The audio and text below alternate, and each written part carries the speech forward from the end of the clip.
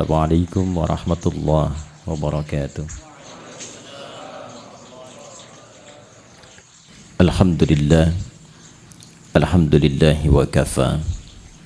Wassalatu wassalamu ala rasulillahil mustafa wa ala alihi wa sahbihi wa dhurriyyatihi wa ummatihi wa man wafa wa ba'd. Teman-teman sekalian, ayat-ayat paket puasa itu turunnya bukan di bulan Ramadan, turunnya di bulan Sya'ban, di tahun kedua Hijrah. Saya sebut ayat-ayat karena sebagian umat Islam ketika disebutkan puasa Ramadan fokusnya hanya di ayat 183 saja, padahal kurikulum Ramadan itu satu paket dari ayat 183 di surah Al-Baqarah sampai dengan ayat 187 di surah Al-Baqarah. Diturunkan di bulan Sya'ban di tahun kedua Hijrah. Dan sekarang kita sudah memasuki bulan Sya'ban di tanggal kedua di tahun 1444 Hijrah. Jadi berkesesuaian kurikulum ini dibahas saat ini dan sesuai dengan petunjuk atau sunnah Nabi Sallallahu Alaihi Wasallam dari segi historis dan dari segi persiapan spiritual. Pertama, kenapa turunnya bulan Sya'ban? Sebulan sebelum dilakukan. Secara singkat kata para ulama, agar Nabi Sallallahu Alaihi Wasallam memiliki kelapangan waktu untuk menjelaskan semua yang terkait dengan baik itu keistimewaan ataupun juga teknis pelaksanaan Ramadan yang sempurna sehingga menghasilkan kualitas Ramadan yang diinginkan oleh Allah. Nanti kita akan bedah apa yang diinginkan oleh Allah lewat Ramadan itu. Nah, dengan pendidikan sebelum Ramadan ini langsung dari Nabi, pendidikan Nabawi, maka diharapkan semua orang Islam baik di masa itu ataupun diteruskan kini sampai dengan sekarang itu memiliki kelapangan hati dan kesiapan untuk menerima apapun yang diperintahkan saat Ramadan sehingga menghasilkan kualitas seperti yang diinginkan oleh Allah Subhanahu wa taala. Dalam bahasa Arab, seorang yang telah lapang sehingga menerima apapun dia siap melakukannya, maka dalam bahasa Arab itu disebut dengan marhaban namanya. Dari kata rahiba yarhabu. Jadi kalau orang Arab mengatakan marhaban ya akhi, selamat datang ya saudaraku, menyambut tamu misalnya, itu maksudnya saya betul-betul lapang menerima Anda. Silahkan, apapun yang Anda inginkan di sini boleh. Mau duduk silahkan, makan silahkan. Maka mereka mengatakan nazaltum ahlan wa halaltum sahlan. Disingkat ahlan wa sahlan.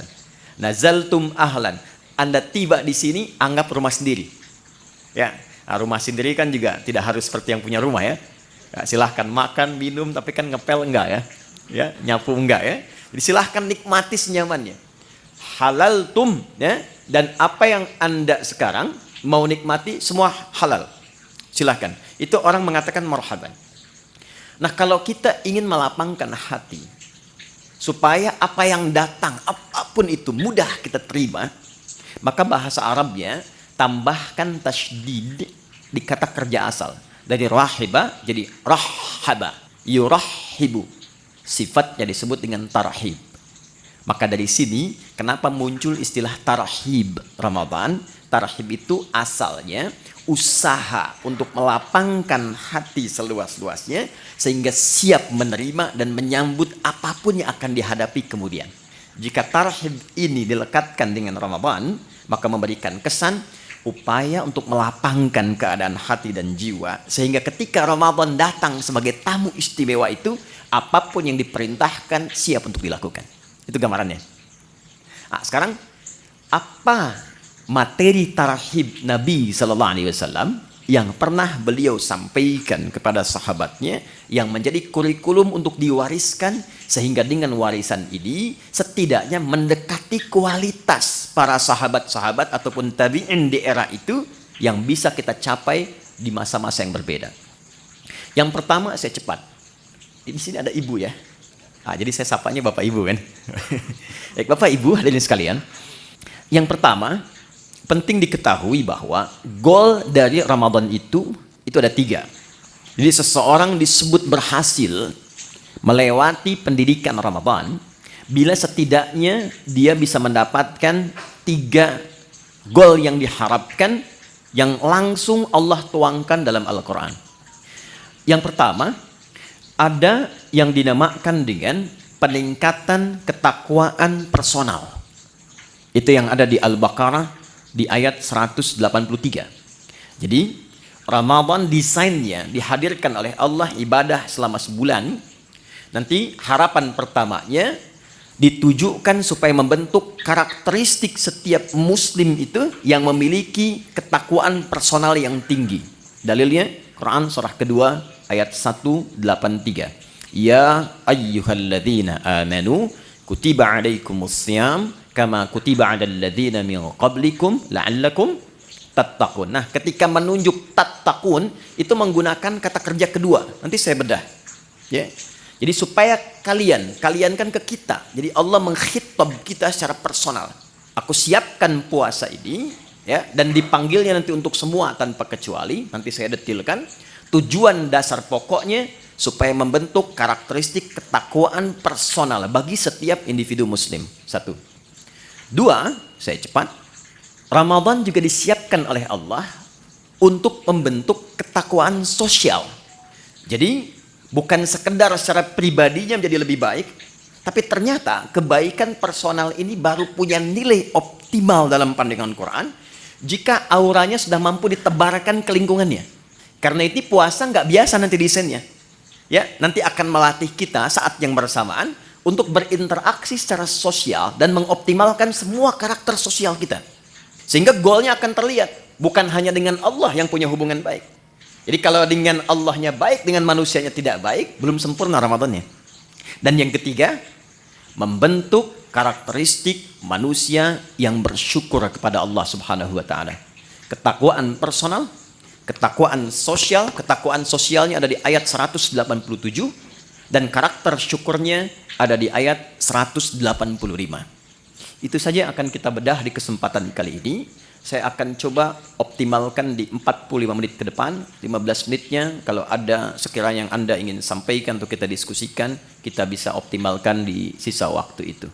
Saya bisa menulis ya. Baik, kita mulai sebentar. Bismillahirrahmanirrahim. Pelan-pelan. Jadi yang pertama, kita mulai dari segi ketakwaan personal.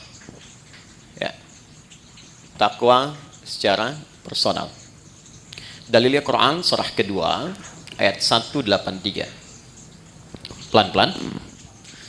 Ya ayyuhalladzina amanu kutiba alaikumus syiyam kama kutiba alal ladzina min qablikum la'allakum tattaqun.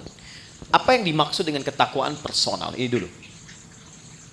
Bapak Ibu, teman-teman sekalian, bila terdapat kata takwa di dalam Al-Qur'an, itu setidaknya disebutkan derivasinya sebanyak 240 kali. Nah, desainnya terbagi pada 3 bagian. Nanti ada yang membimbing bagian jasmani kita, ada yang kedua membimbing akal atau intelektualitas kita, dan yang ketiga ada membimbing rohani kita, jiwa spiritual kita. Nah, hal yang terkait dengan bimbingan rohani ini yang membawakan atau memberikan bekal kepada kita untuk pulang kepada Allah saat meninggalkan dunia, itu yang diistilahkan oleh ulama dengan ketakwaan personal. Jadi babnya khusus, kalau mau dirincikan secara singkatnya adalah bab tentang aspek ritual. Bahasa lainnya ibadah. Nah, sekarang dasar berpikirnya bagaimana? Kita itu kan tinggal, bukan hanya di dunia kan? Baik ya? Setelah dunia kita meninggal, makanya disebut meninggal dunia. Ya, perginya kemana? Baik. Berbahagianya di dalam Islam, bersyukurnya sebagai muslim, konsep kehidupan yang dijelaskan tuh jelas sekali, nggak ada ambigunya. Ya, Anda bisa komparasikan untuk menambah wawasan kita misalnya. Di Islam itu dari bangun tidur sampai tidur dijelaskan, dari bimbingannya, doanya, caranya. Meninggal dunia sampai ke bab kematian dijelaskan. Mau wafat tuh silahkan, cara yang tenang seperti ini. Setelah meninggal diinfokan, Anda kalau meninggal dunia tempat transitnya, makanya disebut barzah. Barzah tuh waiting room, tempat pemisah. Namanya kubur, ada ayatnya, ada hadisnya, ada detailnya. Setelah itu kemana? Dari dunia ke akhirat. Tempatnya cuma dua, imma di surga atau neraka. Ini tempat menunggunya disebut barzah, alam pemisah. Alamnya disebut barzah, tempatnya disebut dengan kubur. Jelas semua. Ayat, hadis, dalil lengkap. Nah sekarang pertanyaannya, kalau kita di dunia saja berkehidupan butuh bekal, Anda nggak mungkin datang ke kantor ini tanpa bekal. Dan di sini pun bekerja mencari bekal kan? Dan kita kadang-kadang tugas, apalagi di EP kan, tugas misalnya keluar eksplorasi di setiap tempat kan punya aturannya sendiri ya. Datang ke Amerika, mata uangnya sudah beda, currency-nya sudah lain, bekalnya sudah berbeda. Nah sekarang kalau kita meninggalkan dunia, bekalnya apa? Sedangkan yang kita kumpulkan di dunia itu nggak akan dibawa, ke barzah aja nggak dibawa. Ya, ada di antara kita yang dikubur bawa handphonenya. Kalau saya kangen nanti miss call aja, kan nggak bisa kan? Ya pakaian aja kan ganti kan? Ganti loh. Teman-teman masih pakai seragam tuh, ya kan? Seragamnya saat ke alam kubur kan beda kan? Ya kan? Nggak ada kantongnya loh Pak. Boleh dicek nanti tuh, ya? Kainnya cuma 2, perempuan tambah 1, kerudungan, ya kan? Maka yang belum berkerudung dipikir-pikir dulu ya, supaya malaikat nggak aneh nanti nanya, kamu masuk kubur kok pakai kerudung? Di dunianya enggak ya? Ini untuk latihan saja ya, itu pertanyaan. Balikin. Jadi masuk ke alam kubur saja, kita sudah meninggalkan semua yang kita kumpulkan di sini. Karena hukum mengatakan setiap berpindah tempat, itu pasti bekalnya tidak akan sama. Pasti berbeda. Hukum ini berlaku fitrah saat berpindah kemanapun, apalagi berpindah ke sini dan ke sini. Maka pertanyaannya, bekal apa yang kita bawa saat berpindah dari dunia? Nah, inilah yang kita siapkan sejak berada di dunia supaya saat pindah ke sini sudah siap. Maka Allah kemudian menurunkan kepada kita usaha-usaha personal selain yang kita kerjakan dalam kesibukan dunia untuk menyiapkan bekal akhirat. Bekal inilah yang disebut dengan ibadah. Aspeknya masuk kepada aspek ritual dan spiritnya masuk pada ketakwaan personal. Inilah sebabnya kenapa Allah meminta kita sholat, meminta kita baca Al-Quran, meminta kita haji, minta kita umrah. Ya, ada kaitan langsung dengan aspek-aspek keduniaan. Tapi sesungguhnya tujuan utamanya adalah penyiapan bekal menuju kehidupan setelah dunia sini. Ya. Setiap kita menunaikan sholat, maka perbuatan sholat, baca Quran, puasa, dan yang lain sebagainya itu untuk mendukung menjadi bekal kehidupan akhirat, maka oleh Quran dinamakan dengan hasanah namanya. Ya, hasanah. Contoh, sholat itu di Quran disebut hasanah. Quran surah ke-11, Hud ayat 114. Aqimis sholata tarafain nahar wa zulafan minal lail innal hasanati yudhibnas sayyiat. Salat yang kita kerjakan sehari 5 waktu itu 17 rakaat plus dengan tambahan sunnah yang lain, itu oleh Quran disebut hasanah. Nah, setiap kita mengerjakan perbuatan hasanah, maka konsep dasarnya akan melahirkan bekal, diberi nilai bekal untuk pulang ke akhirat. Ya, berapa bekalnya? Setiap hasanah itu 10 poin. Ada di Quran surah ke-6 ayat 160. Ya, ini jangan dianggap biasa ya. Nanti kita lihat nih. Nanti taunya saat akan meninggal. Jadi akan meninggal semua hasanah dikonfirmasi. Makanya ada orang yang ketika akan meninggal kan senyum, tenang. Panggilannya panggilan ketenangan, hasil ibadah. Contoh, dalam sholat kan kita tadi ada tumak ninah ya. Ya, sholat, rukuk tumak ninah, sujud tumak ninah. Itu tumak ninah itu kalau terus dikerjakan memberikan sifat kepada jiwa. Sifatnya disebut mutmainnah. Nanti jiwa mutmainnah ini akan dipanggil saat akan meninggal, dikonfirmasi dengan pahala hasanahnya. Makanya ketika dipanggil Quran surah 89 ayat 27 sampai dengan 30, ya ayyatuhan nafsul mutmainnah, irji'i ila rabbiki radiyatan mardiyah. Kenapa ada yang tenang, senyum? Karena ditampakkan. Ya. Dulu ada seorang kakek itu yang sangat soleh, ahli masjid, hari Kamis itu, ya, beliau selalu merawat masjid. Hari Kamis ba'da asar sedang puasa, itu Masya Allah, itu cuma di belakang sandaran, kemudian merem-melek begini, meninggal. Dalam keadaan yang sangat nyaman gitu. Ahli masjid, wafatnya di masjid. Cuma merem-melek, meninggal.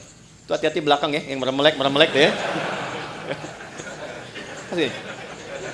Oke. Balik sini. Man jaa bil hasanati falahu asyru amsalihha. Siapa yang mengerjakan satu perbuatan hasanah, dia dapat 10 poinnya, 10 kebaikan. Nah, 10 ini itu detailnya disebut dengan ajrun, lahum ajrun ghairu mamnun. Ajrun itu bahasa kita yang disebut dengan pahala namanya. Ini yang kita kumpulkan hasilnya berupa apa? Pahala. Ajrun. Jadi yang ikut tuh ininya, hasanahnya. Dan 1 ke 2 ngitungnya bukan 1, 2, 3, 4, bukan begitu. Cara menghitungnya contoh di hadis Muslim, Anda baru masuk ke sini nih, tempat ibadah, mau sholat misalnya, itu baru datang sudah mendapatkan 25. Jarak 1 ke 2-nya 500 tahun. 2 ke 3-nya 500 tahun. Demikian seterusnya. Baca Quran setiap hurufnya itu 10 kebaikan. Ya. Nah, problemnya apa? Apa kaitan dengan pembahasan kita? Maaf sekali dengan bahasa ini. Setiap kita itu kan meyakini bahwa kita akan pulang. Akan meninggal. Ya kan? Gak ada satu pun, apalagi kita yang beriman, yang tidak meyakini bahwa satu saat kita akan meninggal. Ini kan sementara. Anda sesibuk apapun berada di sini, pasti hakul yakin bila tiba waktunya pasti pulang kan? Pasti meninggal kan?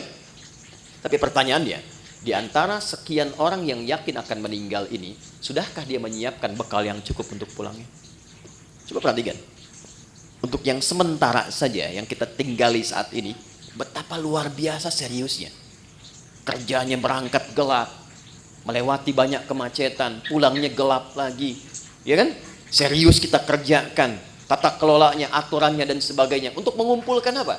Untuk mengumpulkan kenyamanan-kenyamanan dunia yang sifatnya sementara. Bila tiba waktunya, rumah yang sudah dikumpulkan jadi mewah itu, kendaraan yang luar biasa, pakaian yang bagus-bagus. Pada akhirnya ketika pulang, kan nggak bisa dibawa ke sini pun. Mau pindahan rumah cuma 2 kali 1. Sementara yang ada sekarang sudah dikumpulkan begitu besar. Karena memang bekalnya berbeda. Jadi konsep Quran itu, ingat, konsepnya itu sangat luar biasa. Hei, kamu mesti sukses dunia, akhirat pun bahagia juga. Makanya hasanah itu oleh Allah dibagi 2. Ada konsepsi dunia, ada akhirat. Ya, Quran surah kedua Al-Baqarah ayat 201. Wa minhum may yaqulu rabbana atina fid dunya hasanah wa fil akhirati hasanah. Jadi keseimbangan dalam Islam itu Allah nggak menginginkan kejar akhirat, dunia lupakan, tidak. Karena mencari akhirat itu tempatnya di dunia. Tapi jangan sampai juga terjadi, maaf, dunianya luar biasa, akhiratnya nestapa. Nanti kita akan temukan pengaruh-pengaruh ibadah ini, ada yang terkait dengan dunia, tapi pokoknya adalah akhirat. Ini gambaran pertama. Nah, kenapa puasa? Kenapa puasa? Karena dari sekian kita beraktivitas, sekian lama diberikan waktu berkehidupan, kadang-kadang kebanyakan manusia lupa dengan tujuan berkehidupannya sehingga tidak siap untuk pulang. Contoh, kemarin di Pondok Indah saya sama-sama menghitung. Ini rata-rata usia berapa ya? Kita ambil 40 lah ya. Ya, entah ke atas atau ke bawah, 40 ya. Konsepnya begini aja, 40. Ya, 40 tahun itu kalau kita potong sedikit untuk tidurnya kira-kira berapa tahun? Akumulasi setengahnya lah ya. Dari mulai berkehidupan, tidur siang, tidur malam, kurangi 20 tahun. Jadi yang digunakan aktivitas 20 tahun. Oke. Dari 20 tahun ini yang dipakai ibadah berapa tahun? Kurangi kerja, makan, macam-macam. Ambil setengahnya ya. Jangan terlalu pesimis lah. Ambil 10 lah. Nah, ini yang dipakai sholatnya, ibadahnya, macam-macam. Dari yang 10 tahun ini, yang ibadah, yang ikhlas berapa tahun? Kan konsep diterimanya kalau ikhlas kan? Wa ma umiru illa liya'budullaha mukhlishina lahuddin. Ambil 5 tahun lah ya. Jadi usia 40 tahun itu amalan potensial yang dibawa untuk pulang 5 tahun. Potensial. Ya kan? Dan ingat energi potensial kan ada kaitan dengan H juga kan? MGH kan? M dikali G kali H kan? Ya kan? Bukan cuma gravitasi dunia, tapi harus ada keseimbangan akhirat kan? Halo? Betul ya? Baru jadi kinetik kalau ada itu baru kan setengah M dikalikan V kuadrat kan? Tambah kedua jadi mekanik kan? Baik. Kita balik ke sini. Dari 5 tahun yang ikhlas nih, maksiatnya berapa tahun? Udah kebayang ya sekarang ya? Dan harapannya kan ke sini surga Firdaus kan? Bersama Nabi kan? Bekalnya mana? Itulah yang menjadikan sifat Rahman dan Rahimnya Allah diaktualisasikan kepada kita dalam wujud Ramadan itu. Allah menginginkan sekalipun waktunya terbatas, tapi dengan kasih dan sayangnya diinginkan oleh Allah setiap hambanya yang beriman itu punya peluang yang tinggi untuk mendapatkan rahmat Allah di akhirat berupa surga.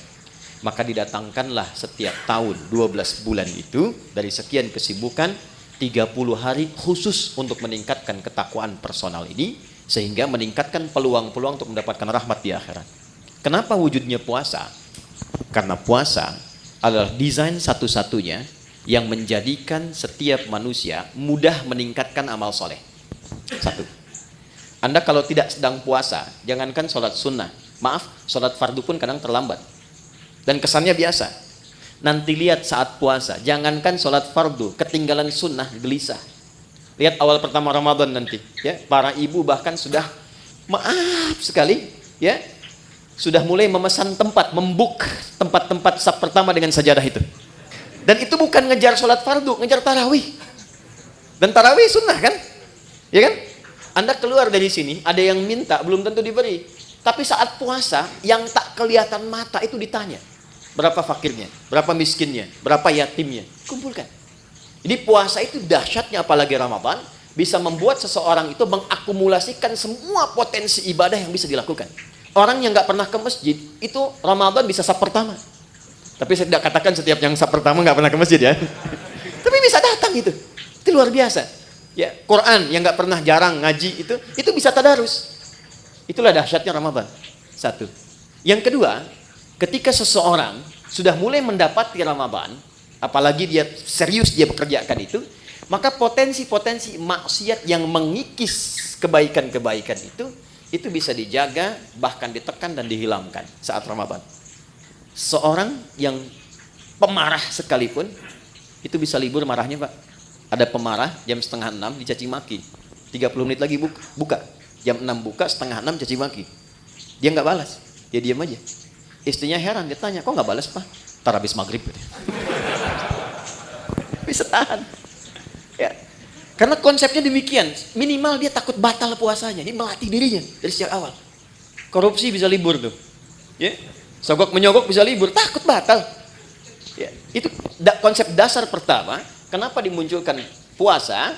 Karena panggilannya ketakwaan personal, di bagian pertama. Jadi secara singkat begini, di balik kesibukan dunia yang kita kerjakan, sekali-kali Allah minta kita sadar, hei, ingat kamu akan pulang.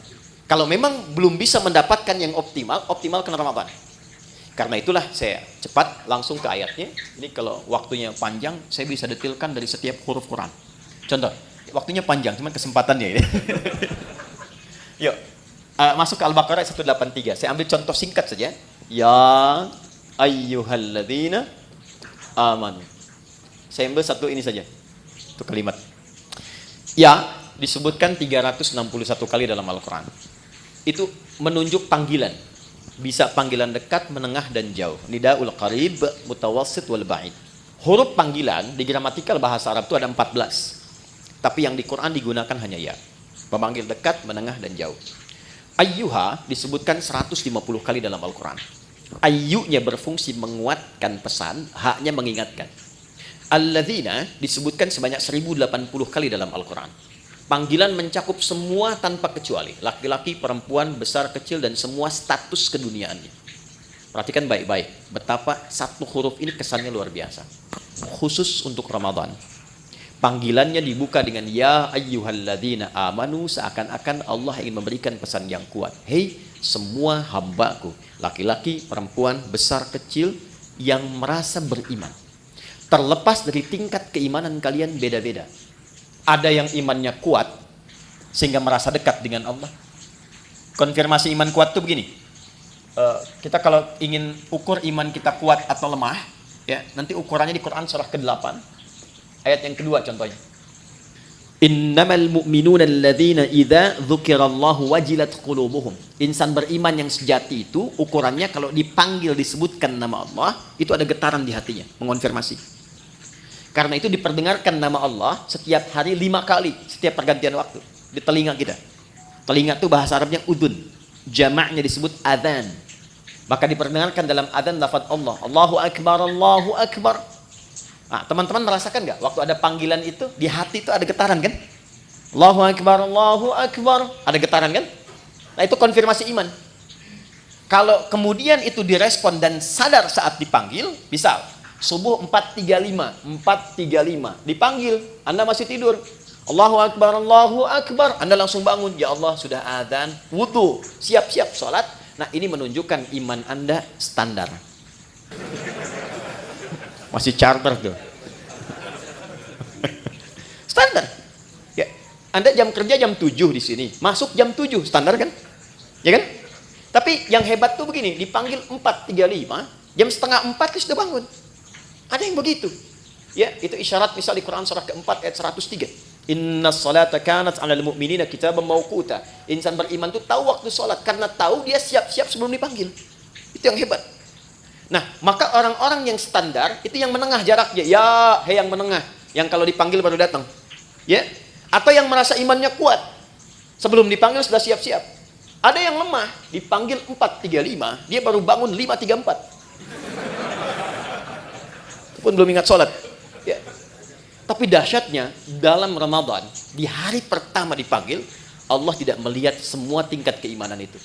Allah panggil semua dengan satu huruf yang sama. Seakan-akan mengatakan begini, aku tidak peduli betapa tingkat iman kalian. Maka di detik ini aku panggil semua tanpa kecuali. Yang lemah aku kuatkan, yang menengah aku dekatkan, yang dekat pun aku tambahkan kekuatan kembali. Itulah yang menjadikan semua kita tanpa peduli karakteristik imannya, parameter tingkat rendah dan tingginya. Coba lihat, bukti ayat ini. Di awal Ramadan semua semangat. Lihat nanti, hari pertama Ramadan. Ya, kita insya Allah tanggal berapa nanti? Tanggal 1 Ramadan, ya, 1 Ramadan. Yang kemungkinan Masehinya nanti saya sampaikan belakangan saja, ya, belakangan saja. Tapi insya Allah sama 1 Ramadan. Pas 1 Ramadan, malam tarawih, itu semua akan kumpul di masjid. Terlihat. Nggak peduli apakah dia jarang ke masjid, apakah dia jarang berjamaah, itu bisa kumpul semua. Tapi problemnya adalah Allah turunkan rahmat itu hanya di awal untuk memberikan sebuah bekal dasar. Nah, apakah kita mampu menjaga itu atau tidak sampai akhir, itu kembali kepada manusianya masing-masing. Itulah sebabnya butuh tarhib. Kalau nggak disampaikan dari tarhib, itu bisa terjadi kemajuan. Anda awal sampai 10 sak, hari kedua maju 9. 3, 8, ya, terus sampai dekat mudik kosong kan, ya, dan itu selalu diingatkan sebelum Ramadan, tapi kejadian terus gitu. Coba lihat nanti, ya, karena apa? Motivasinya berbeda, motivasinya berbeda. Nah ini poinnya. Jadi di awal Ramadan, ya sudah diingatkan dalam ayat yang pertama turun, Allah berikan perangkat kemudahan bagi setiap personal untuk mendekat kepada Allah, supaya terjadi peningkatan ketakwaan. Dahsyatnya apa? Ini motivasi pertamanya. 1, saya langsung kembali ke hadis di Al-Bukhari. Perhatikan baik-baik.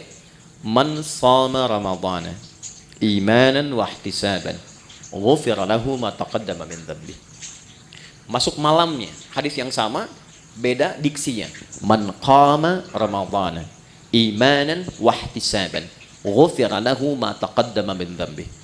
Karena pertama kali masuk Ramadan kita ibadah malam, salat, disebut dengan qiyam, pekerjaannya disebut dengan qama. Perhatikan anugerah besarnya saat Ramadan. Dari alladzina dipersonifikasi jadi man. Kalau man itu sudah ke personalnya. Kalau alladzina masih umum. Siapapun dari yang banyak ini, malamnya memulai dengan menyiapkan diri untuk menunaikan tarawih. Man qama Ramadhana, khusus Ramadan, bukan yang lain. Imanan, karena panggilan imannya merespon seruan Allah. Di Allah panggil, ya ayyuhalladzina amanu, Anda datang dengan iman itu. Jadi bukan karena orang lain tarawih Anda ikut, bukan karena imamnya bagus saya ke situ gitu, bukan. Karena kesadaran bahwa selama ini saya sibuk, jarang nyari akhirat. Selama ini orang sudah menghafal Quran, saya baca aja belum punya waktu. Selama ini orang tahajud, saya masih kejar kerja lagi, dapat meninggal bekal belum siap. Maka ketika diberikan Ramadan, saya sadar ini peluang saya. Maka dia datang dengan imannya. Begitu datang dengan iman dia mengoreksi dirinya. Dia sadar, ya Allah, selama ini saya sibuk, Engkau berikan aku kesempatan sekarang untuk mendekat kepadamu. Lalu dia bacakan kalimat yang Nabi ajarkan kepada Sayyidah Aisyah Ummul Mukminin. Allahumma innaka afuwwun karim, tuhibbul afwa fa'fu anni. Ya Allah, Engkau mencintai orang-orang yang mendekat kepadamu.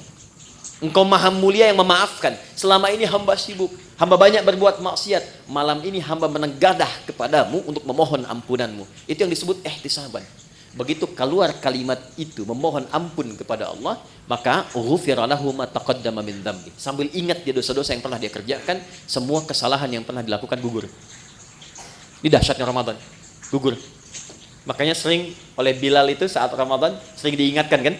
Ya, yang mengingatkan kadang-kadang saat Ramadan ada di samping imam itu, Allahumma innaka afuwun karim tuhibbul afwa fa'fu anni. Diingatkan supaya menghadirkan rasa-rasa kenikmatan bertobat kepada Allah. Itu ketika Anda mengucapkan kalimat itu, maaf sekali, disertai dengan keimanan, bukan kalimat biasa. Anda ingat dosa yang lampau, ingat koreksi diri, memohon kemuliaan Allah, ghufira lahu ma taqaddama min dzambi. Semua dosa-dosa yang pernah dikerjakan, ditobati di malam itu gugur langsung. Kecuali utang ya, maaf.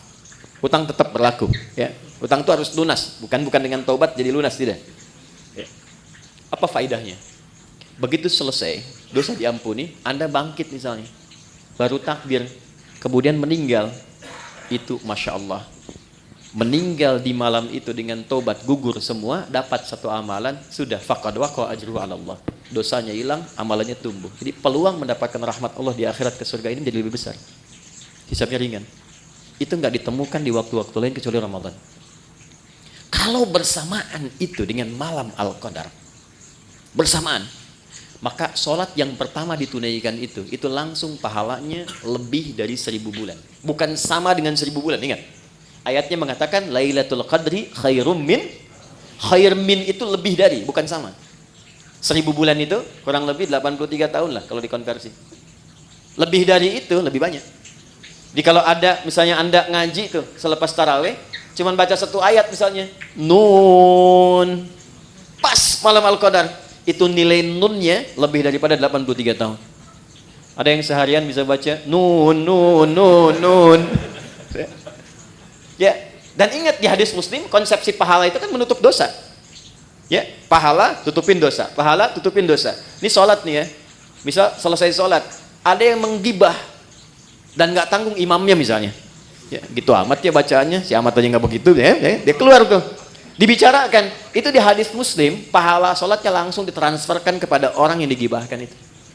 Wa syatama hadza, wa qadhafa hadza, wa daraba hadza, wa safaka dama hadza. Ada yang berselisih, difitnah, itu langsung pindah. Jadi konsepnya yang soleh menutup yang salah.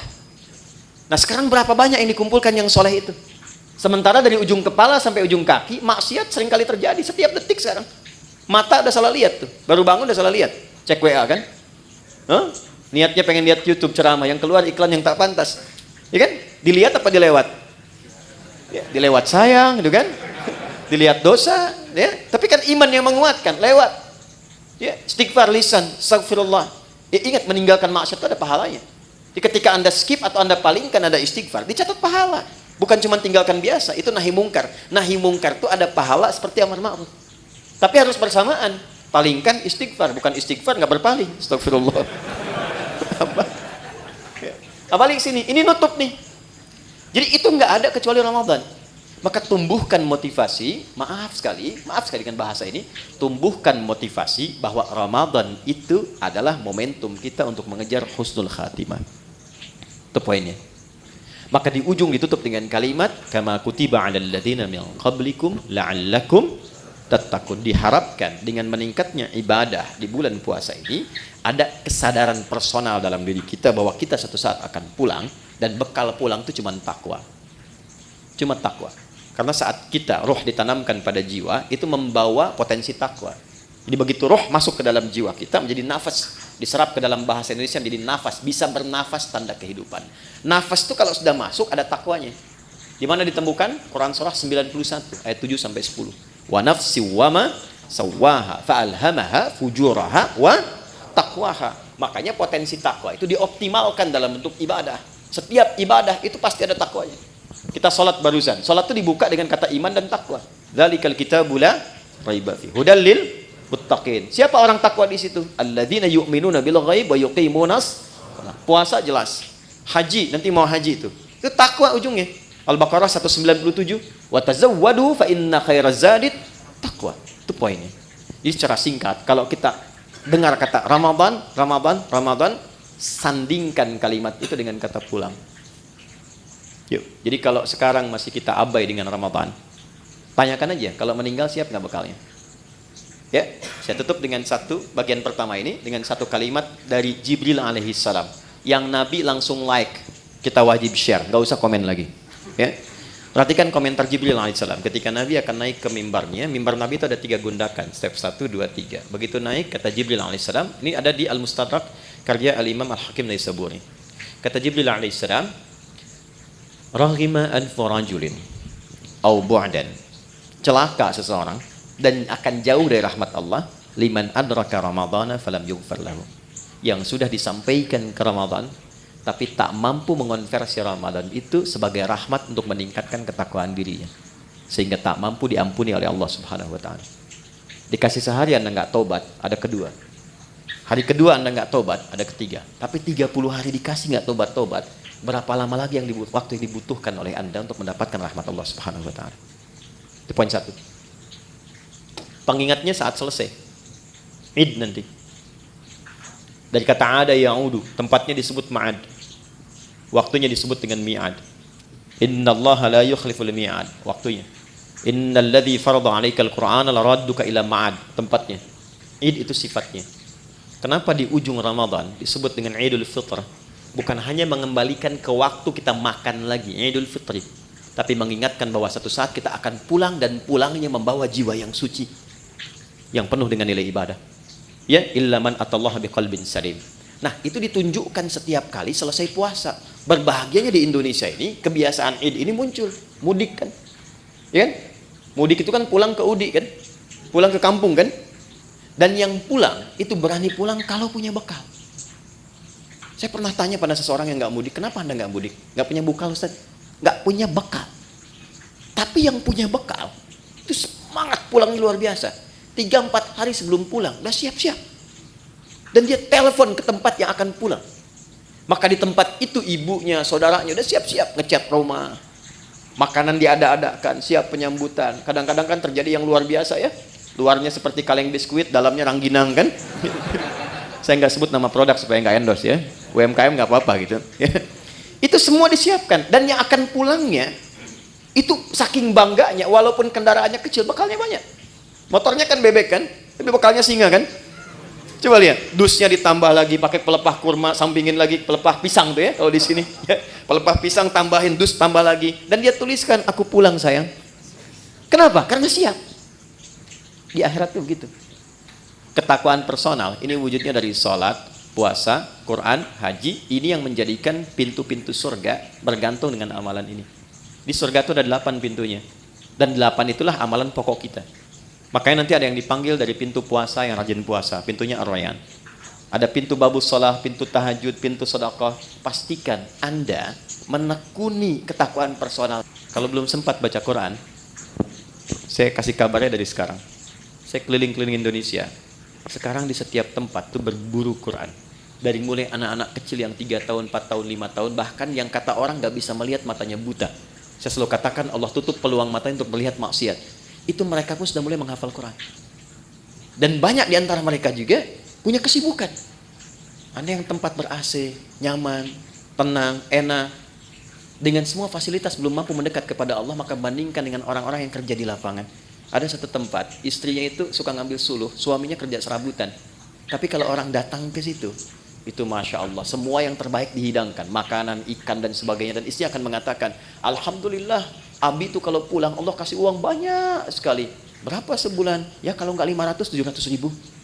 Tapi tahukah Anda, istrinya hafal Quran 30 juz dan suaminya 7 riwayat.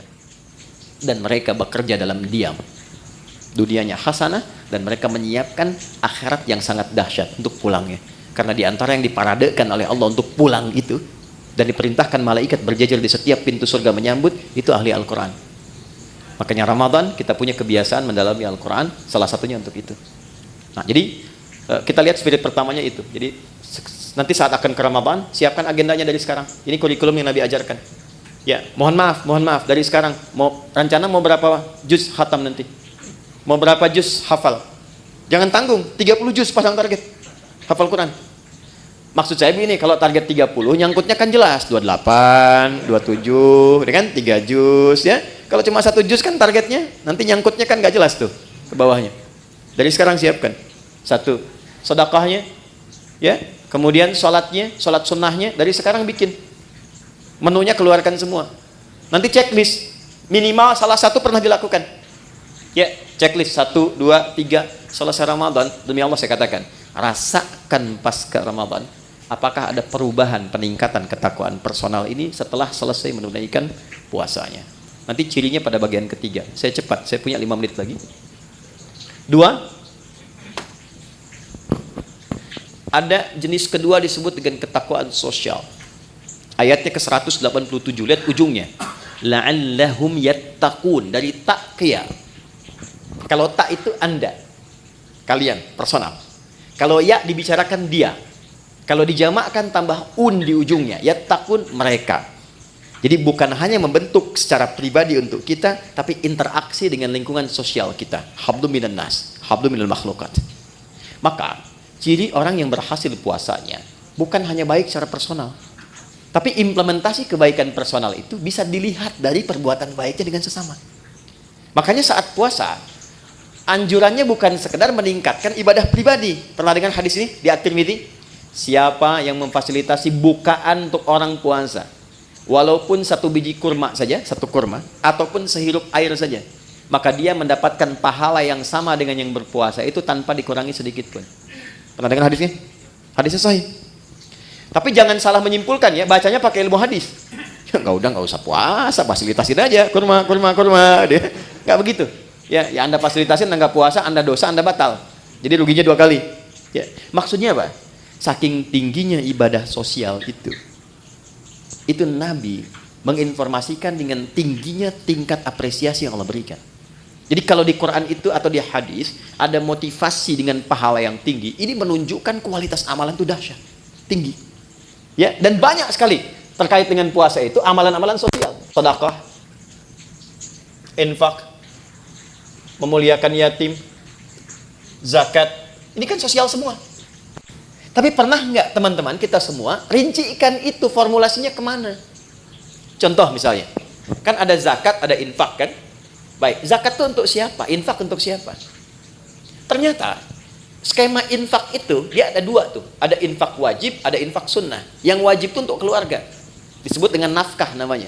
Ya, maka kewajiban kita memuliakan istri, memuliakan anak, cari sekolah yang mendekatkan dia dengan Allah, cari pakaian yang menutup aurat supaya Allah senang, ya. Gambarannya itu wajib dan ada pahala. Kalau antum kerja sekarang berangkat ke sini, diniatkan untuk nafkah karena menaati perintah Allah, Quran surah 4 ayat 34, ya kan? Itu setiap langkahnya ada pahalanya, teman-teman. Jangan dikira biasa. Dan kalau antum rajin tahajud, itu dibimbing untuk meningkat karirnya. Quran surah 17 ayat 79 sampai 80. Ini agak cepat aja karena kita sedikit lompat-lompat. Saya balikan, itu nafkah pertama. Niatkan sebagai ibadah dan antum pun akan terjaga. Kalau diniatkan ibadah, antum gak akan terjebak korupsi. Malu lah masa ibadah berbuat kotor. Ada orang minum bir misalnya pakai bismillah. Bismillahirrahmanirrahim, berkurang dikit dah dosanya gitu kan? Enggak ada. Ya, orang kalau mau korupsi juga kalau sedang merasa ibadah nggak mungkin dilakukan. Dia akan terjaga. Nah, tapi yang terkait dengan Ramadan ini, saya mau tarik ya. Nih, ke infak sunnah. Saya perhatikan banyak mencarinya keluar dulu. Padahal konsep dasar utamanya adalah ke dalam dulu. Quran surah kedua ayat 2:15. Mungkin ini agak baru. Yas'alunaka madza yunfiqun. Mereka bertanya kepada Muhammad SAW, apa yang akan diinfakkan dan kepada siapa? Kata Allah, qul ma anfaqtu min khair. Katakan kalau mereka ingin infak, berikan kualitas yang baik, yang terbaik. Pertama lil walidain, orang tua. Ini dulu. Coba. Jauh-jauh infak bahkan sampai ke luar negeri dan sebagainya. Enggak dilarang. Tapi lihat orang tua sendiri, dari infaki belum? Berapa di antara anak-anak yang mengirimkan bukaan pada orang tuanya? Yang mentransfer untuk persiapan Ramadannya? Itu disindir keras oleh Al-Quran di Quran surah 46 ayat ke-15. Bahkan kata Quran, kalaupun Anda sudah sukses dan menikmati kesuksesan itu, mungkin, maaf ya, ini isyarat Quran ya, kesuksesan itu didapatkan bukan hanya kerja-kerja keras Anda. Saham Anda mungkin 30%. 70%-nya ibu yang sering tahajud minta sama Allah nangis. Ayah yang dengan peluh keringatnya luar biasa. Gak apa-apa ya Allah, saya mencangkul anak saya yang penting jadi direktur. Gak apa-apa ya Allah, saya tidur di amparan-amparan, yang penting anak saya bahagia di kemudian hari. Itu disindir keras. Makanya ketika Anda sukses, doa pertamanya menyertakan orang tua. Rabbi auzi'ni an ashkura ni'mataka allati an'amta 'alayya wa 'ala walidayya. Maka ketika Anda menyiapkan pos infak saat Ramadan nanti, yang paling prioritas pertama orang tua. Ini dulu.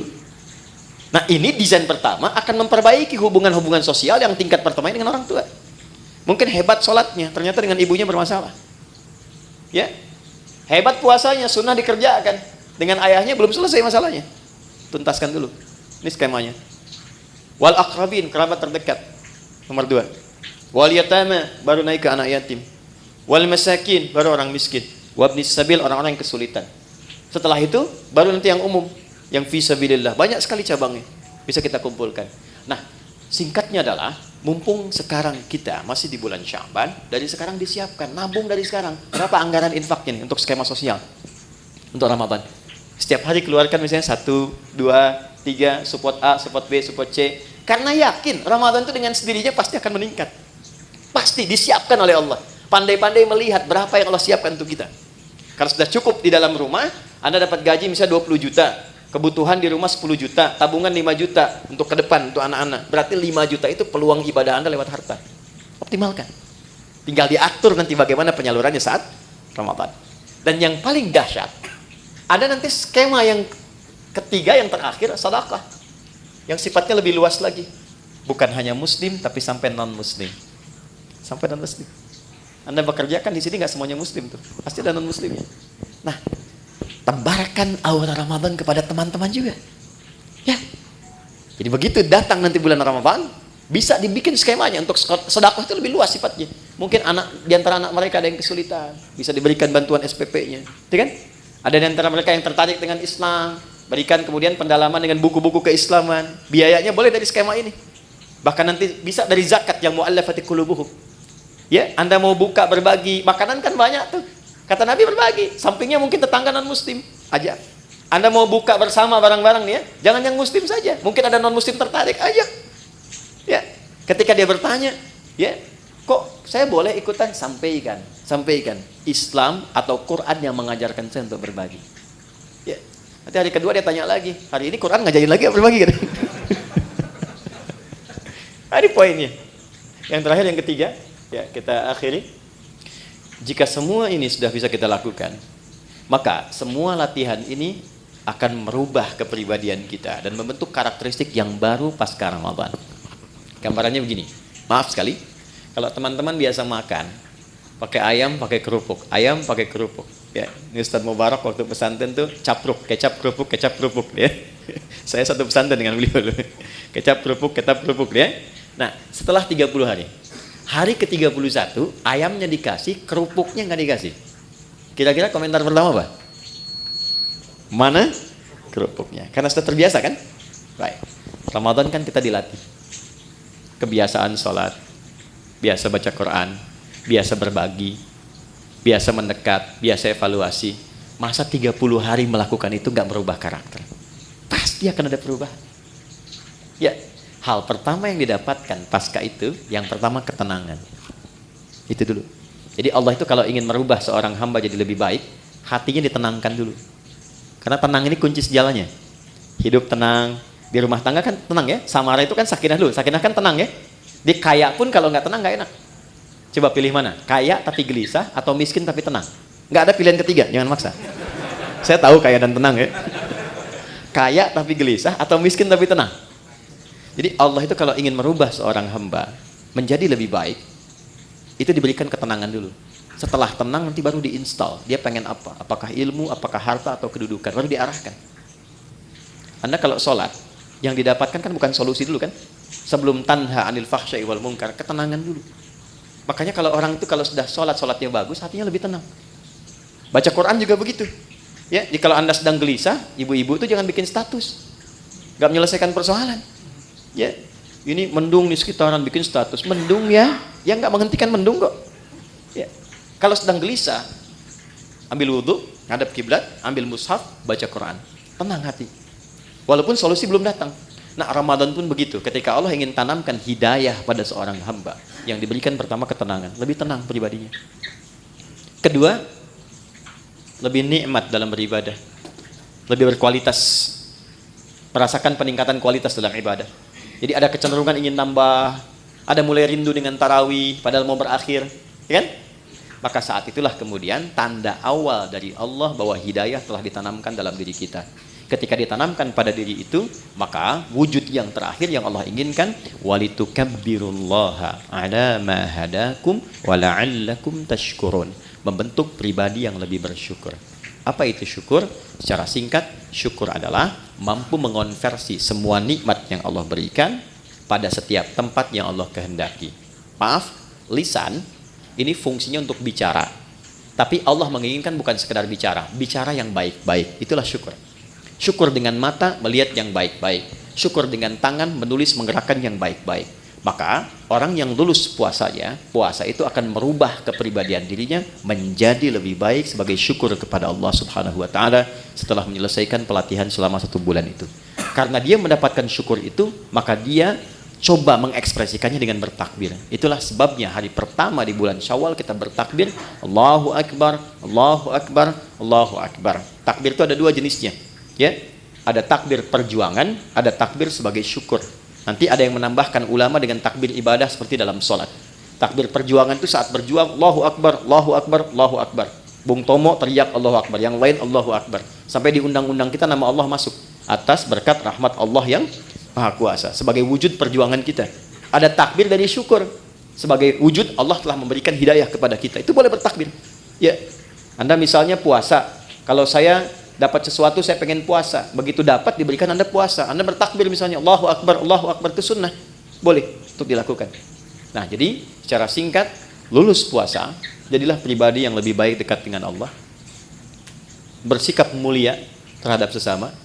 Saat yang bersamaan, mampu menata diri dari ujung kepala sampai ujung kaki, menjadi pribadi yang lebih baik. Itulah esensi Ramadan yang Allah perintahkan lewat Rasulullah untuk berlatih selama kita menunaikannya. Adapun detailnya nanti insya Allah kita sudah siapkan. Saya siapkan nanti tayangan full selama Ramadan untuk menurunkan detail dari semua ini. Ini amalannya apa, ini prakteknya apa, evaluasinya apa. Insya Allah nanti teman-teman bisa terhubung dengan Adihidayat Official.